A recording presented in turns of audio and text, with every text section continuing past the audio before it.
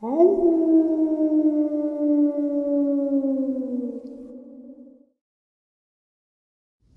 greetings and salutations, folks. I do hope everyone is still doing well, and welcome to tonight's early morning or middle of the night bonus upload. Before we jump on into it, a quick couple of links. As many of you know, I rely on Patreon, PayPal, channel membership, and the merch to help the channel to continue to grow and go. Links to Patreon, PayPal, and channel membership is in the description below. Merch displayed directly under the video. Also, Dogman Frightening Encounters, Volume 1 through 3, the audiobook versions. They were written and researched by Tom Lyons, narrated and produced by me, Jeff Nadolny. These audiobooks are available on Audible, Amazon, and iTunes, links to which are also in the description as well. And finally, last but definitely not least, if you'd really like to help support this channel to continue to grow and go, simply subscribe. It does not cost a cent. Click the like button, takes half a second. If you don't want to miss out on any of the informative uploads I put out daily, click that bell icon, and folks, please leave a comment and share the video. Why? Well, these things really do help this channel to continue to grow and go. They definitely do matter, and I do appreciate them. And with that, I have taken far too much of your time. Let's jump in to this early morning, middle of the night bonus upload, shall we? All right, everybody. Today I have a subscriber with us. He goes by the name of D. He is, I'm honored that he was able to come on the show, take some time out of his day. D, how are you? I'm good. How you doing? I'm doing well. Thank you for coming on, and I appreciate the willingness and courage to come on the show and share your encounters with us. It's an honor. My pleasure. My pleasure. I got to get this out. So right now, the only time I may interrupt is if I've got a legitimate question about size or something, but the floor is yours. Okay. I'm 53. Live in Tampa, Florida right now. I grew up in Massachusetts and would vacation in summers in Maine. From when I was a child up to my mid to late 20s, my parents owned some cottages up there. They would rent, and I had a permanent place up there. And we would go up throughout the summers and on the weekends. This event happened in a place just called Ocean Park, Maine. It's a little cottage town on the beach, just south of Old Orchard Beach. I had previously been on other Bigfoot and Dogman shows with Vic Cundiff. I was on his Bigfoot Experience 199 and Dogman Encounters 296.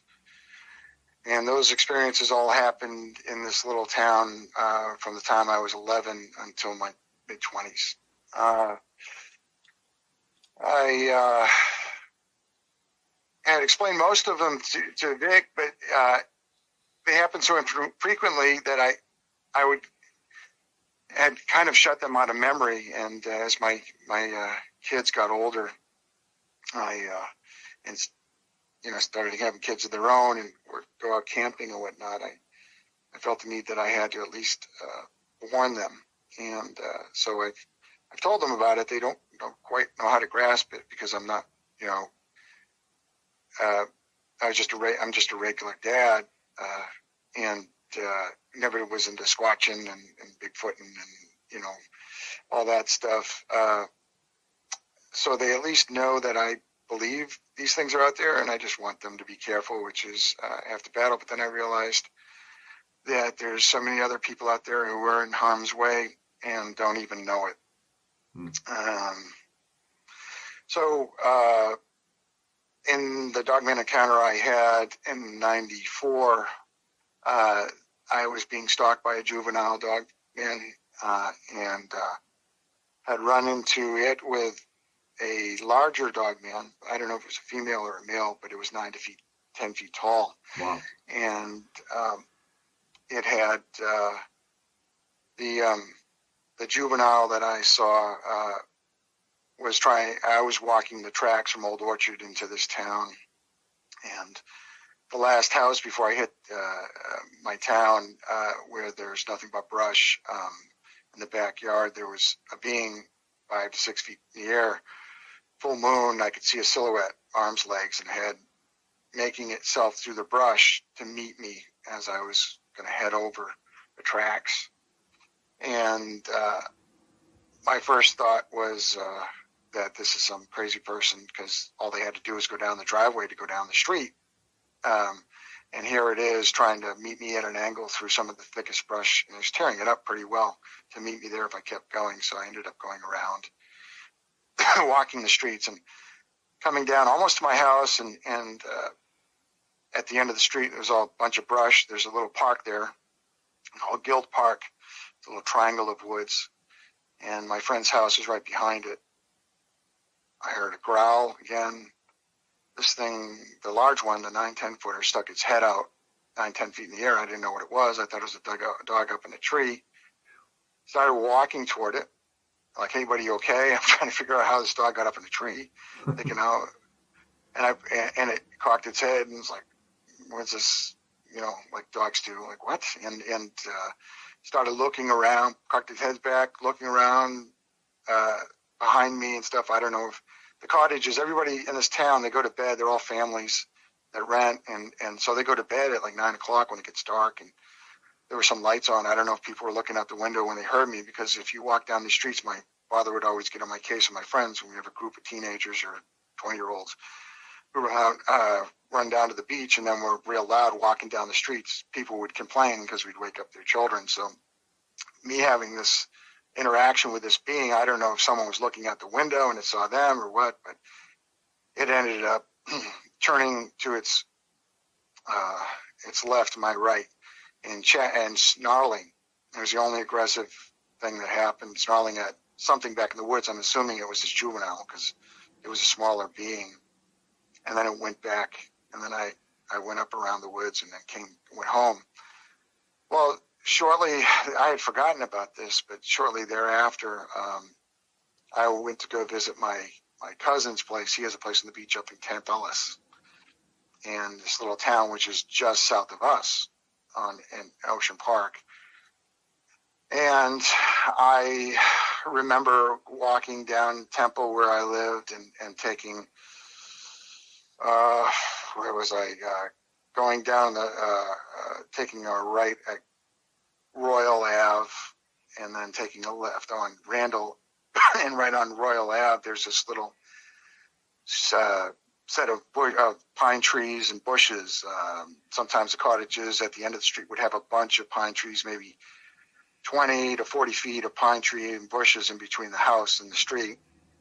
And I got something growled at me, and I wasn't even thinking, this thing happens so infrequently. I wasn't thinking that Dogman thing again. I should have been, but so I walked up to the tree line, and I'm looking in the tree line, and I'm seeing a shadow that's almost as tall as me, maybe a little taller and thin, and it growled, and I booked it. I just turned, kept walking. I'm going to my cousin's. I'm up the street.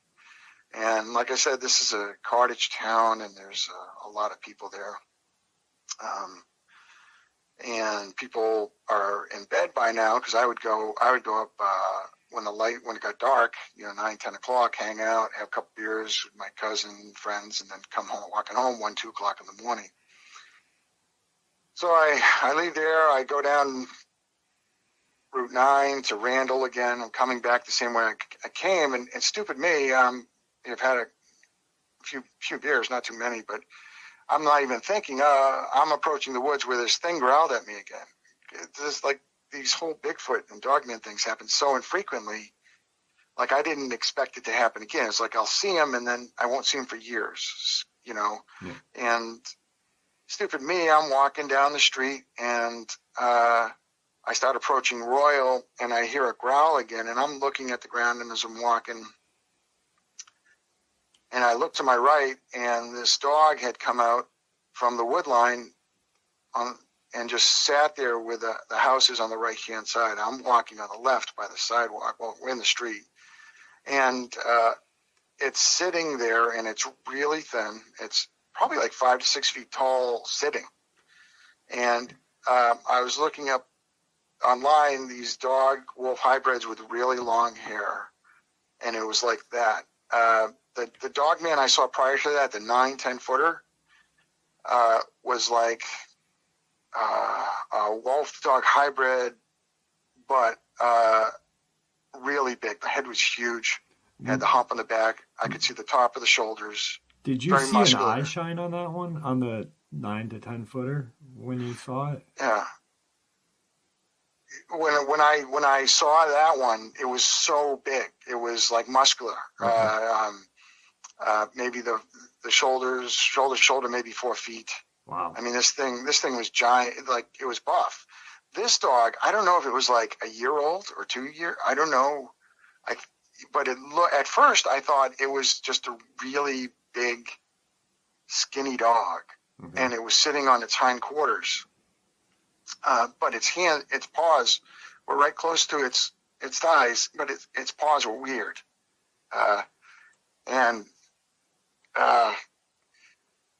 It's just sitting there like dogs do and looking at me, and I'm like, oh, great. And I'm like, so this is what was staring at, it was in the woods. And I'm not even putting together like the huge dog man with this might be the juvenile. This is what juveniles look like, if you know what I mean. And so I look at it, I'm like, okay, I'm going to have to make friends with this thing. It's not on a leash. You know, I don't see any collar or anything like that.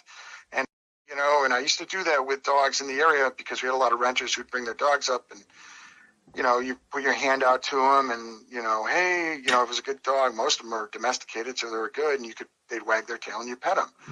So I started approaching this dog, and I'm realizing it's really thin, but really big. And hey, buddy, how you doing? It growls at me again, and then I start walking forward, and it goes on all fours, and I hop on the sidewalk, and it hops on the sidewalk to face me, and it's got its head reared down with its back up, and its front paws are really weird. Like they talk about these raccoon hands, it was weird like that. And I stick my hand out, thinking it's a dog. Hey, you know, everything's good, you know, kind of thing. Hey, buddy. Right. And it turns its head to its side, like, and then it turns it back, and it starts keep coming. And I'm like, oh. Then I'm finally realizing this thing is not what I think it is. And luckily, there was a cottage right to my left. I had a friend, Paul, his aunt owned it, I believe, and he's a friend from growing up there. And he would vacation there at least once or twice a year, but she would rent it out. And I had just enough, I mean, this thing was feet away from me. And I had just enough time to get on his porch and open up the door. Thank God it was open. I shut the door and I lied down on the front porch. It's a front porch, and the front door is right there next to it. And I'm fully trying to grasp. I'm like, oh my gosh, that must have been the little one. And it thinks I'm being aggressive with it. And I fully expected the thing to open up the door and just have at me.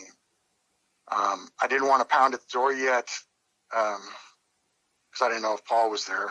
If you know, you only frequented there like 1 week out of the summer, 2 weeks out of the summer. And so I'm lying down trying to keep as quiet as possible. My heart's racing like crazy. I'm praying, and I was so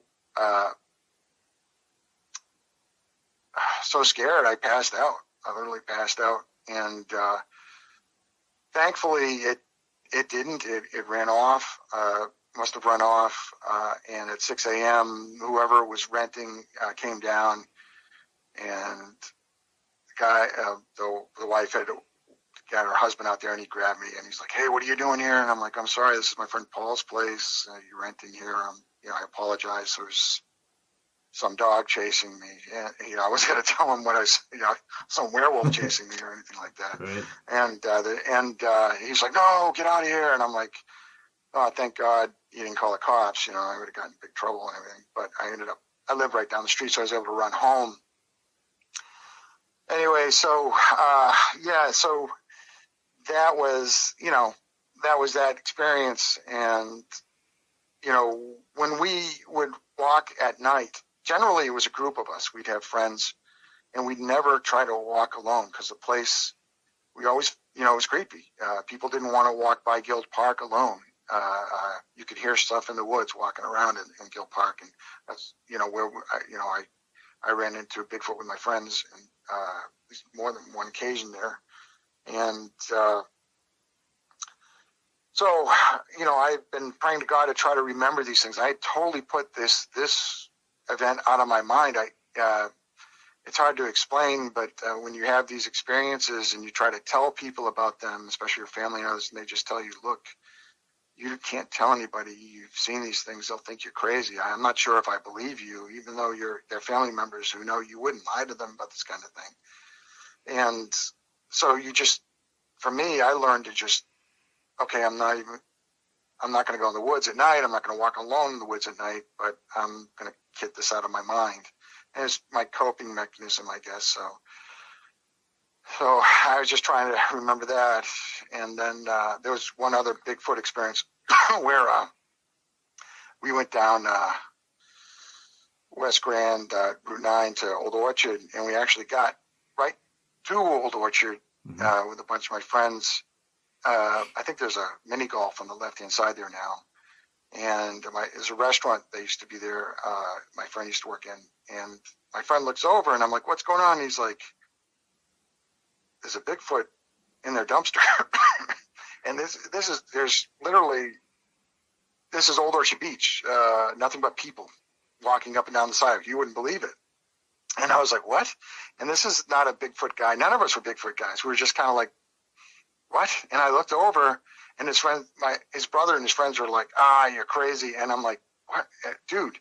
And I started running after it, and it booked right behind there's the railroad tracks, and it went right on the railroad tracks. I ran up to the railroad tracks, and it was like 50 yards ahead of me, 30, 50 yards ahead of me. And it was all black. And it wasn't as big as the alphas that I saw that were like 10 to 12 feet. This thing was like my height. And I'm running, it's running, and it turns around, and it does a scream at me. And I just wanted to see it. I wasn't trying to run it down or anything. And I was like, I heard that scream, and I was like, "Whoa, I'm out." And I turned around and ran back to my friends, and I'm like, "Yeah, so-and-so was right. That it's something. It's black, it's hairy, and it's pissed." And they're like, "Oh, you guys are crazy," kind of thing. But that was the other event that I had forgotten.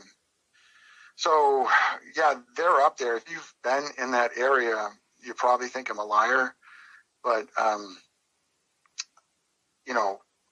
I had to get this out only because there are a lot of people. It's a quiet little town. You think you're safe, and, people walk around late at night when the lights are on and stuff like that, But these things are out there. Excuse me. And I just had to get that out because you hear these stories that Jeff's talking about in the newspaper with these events where quote unquote pack of dogs have mauled somebody, and not that I think all these dogmen are out to maul humans, but I think they'll take the opportunity if they can find it. And even if you think this is a form of entertainment, or you find this entertaining and you haven't experienced these things, I just want to warn you that, we're not the apex predator on this planet. There are things bigger and badder, and you need to be very careful. Well, I hope you don't run into a situation like this, but I'm hoping that people will take enough care, excuse me, to avoid getting themselves in a situation that they can't get out of. Excuse me. And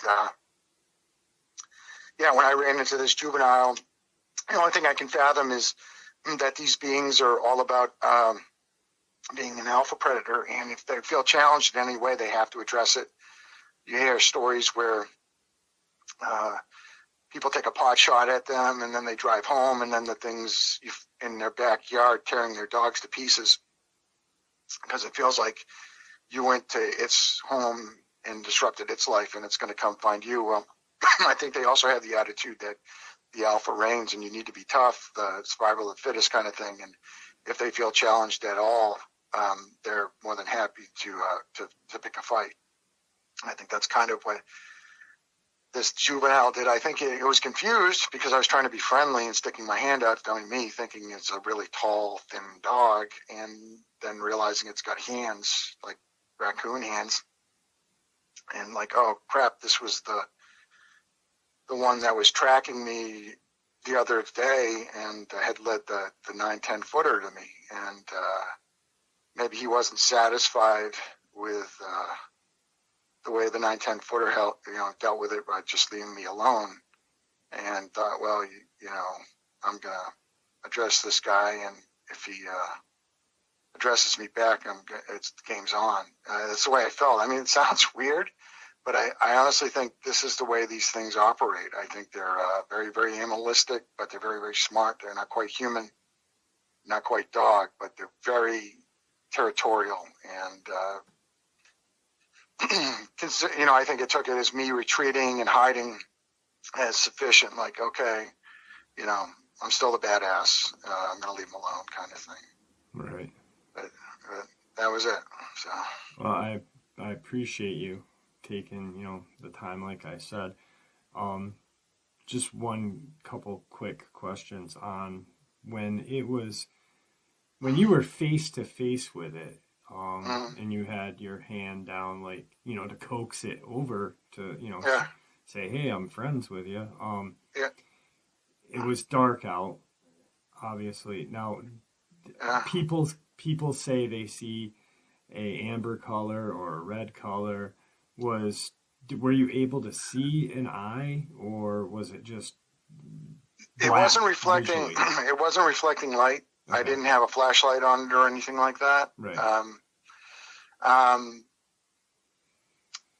Just like the big one, I don't remember the eye color or eye shine. I think it looked just like a regular eye. A lot of people say they see these amber eyes. Yeah. That's why I thought the big one was just like a regular dog. I could have, I'm guessing it was just normal color eyes. And this one was no different. It was black with some brown and longer hair. I don't know if this particular breed grows in it just kind of sorts it. It doesn't look so shaggy, or maybe there's some that have long hair. I don't know. Right. But that's why I thought it was just a regular dog. Like I said, it was approaching me slowly, ears back, growling, fangs, mouth up, fangs, and its head was low to the ground, kind of like if you ever see a lioness or lions when they're hunting. Yeah. And they're staying real low. And I was like, I am in some serious trouble right now. Yeah. And so it's weird because, when you don't experience these things or you experience limited things, 99% of your mind's on normal, not this. And then when you realize you're in that situation, it's just, fight or flight kicks in, of course. But it's really a hard thing. You end up getting like PTSD and shock. Oh, yeah. Yeah, absolutely. That's why I think I passed out, because my heart was going a mile a minute. I thought, okay, this thing's going to open the door. Yeah. Lying on the ground, it's going to gut me. I'm going to be pounding on the door. They're going to find me ripped to shreds. Yeah, that's a good explanation, because, you've heard people through other encounters that say, hey, I saw this thing out my kitchen window or my bedroom window, and it scared me, and I ended up going back to sleep. Well, it's the shock. People are like, well, how did they fall back to sleep, or this and that? Well, your adrenaline is up so high, and then it goes, and you're left with nothing. It's almost like, a crash, Yeah. And Yeah. so, I mean, you're absolutely lucky that the door was unlocked on that house, on the cottage, and Yeah. Yeah. Yeah. Like I said, yeah, thank God. I was praying big time. I can't, and that's why another reason I'm doing this. I'm like, if that door was locked, there's a good chance I'd be the pack of dogs guy. You know what I mean? yeah, yeah, exactly. I've run into out there where people had their hunting dogs that got loose, and they easily tear a person up. So, but yeah. I mean, I count my blessings. Like, thank God, and literally prayed about it. And it was, from listening to your show and other shows, I've been trying to piece together the whole situation. That's the way I kind of saw it. I just kind of saw it as these things are super uber territorial, and it felt challenged. And because it didn't get me the first time, maybe it knew I would walk around at night visiting friends, Right. and had no problem being like 2:00 in the morning, just walk around, be the only person in town up walking around, getting home or whatever. And I don't know if it was following me or what, but maybe it has some kind of thing where it was like, if I growl at this guy and he confronts me, game's on. You know what I mean? Yeah. And that's the way it felt. It felt like as soon as it sat down, it was like chill. And then I addressed it, and then it growled, and I think it took it as kind of me being aggressive again, and can only imagine that these things, it's a survival of the fittest for them. They got to be ready to go all the time, and they have their own way of dealing things. Yeah, pack mentality and. Yep. Yeah. So. Well, I really appreciate you coming on, sharing your encounter with us. Me and you, we had a little bit of a talk before the interview, and it was great talking with you, getting to know you. I think that it's important that more people like you come out and share, because you'd bottled this up for so long, PTSD, shame, fear, whatever. And I think that it's beneficial for other people to hear someone who has had an encounter that's afraid to share it. And that way more puzzle pieces are put into play. Maybe then we'll have that puzzle put together. So. Yeah, at the very least, if there's anyone who's listening who will, in a rural town or in a suburb even, or, and they get that weird feeling like something's eyeballing me and I just can't place it, that they, don't shake it off and be very, very careful, because these things, they're out there and they have no problem going through yards and going through trash and dumpsters and right alongside of us. And I think they, maybe even see us as a form of entertainment. Maybe they just like eyeballing us and seeing how we act as humans when we're walking around and whatnot. But if I can get it out there for anybody, that if you're going to go on a hike or a walk, or if you live in a rural area, don't even take putting out your trash or going for a walk lightly. Where you hear too many of these sad cases where a person's out in the middle of nowhere walking and they end up dead. Yeah. And I think these, not all of them, but some of them are opportunists, and they'll, if they can get away with it, and they'll do it. I think they'll do it.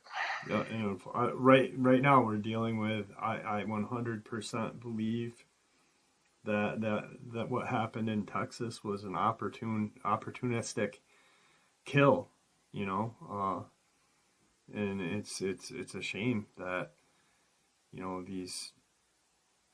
they're covering these things up, and more people are gonna die, unfortunately, because the news media or the powers that be are not saying, hey guys, be careful. I mean, we're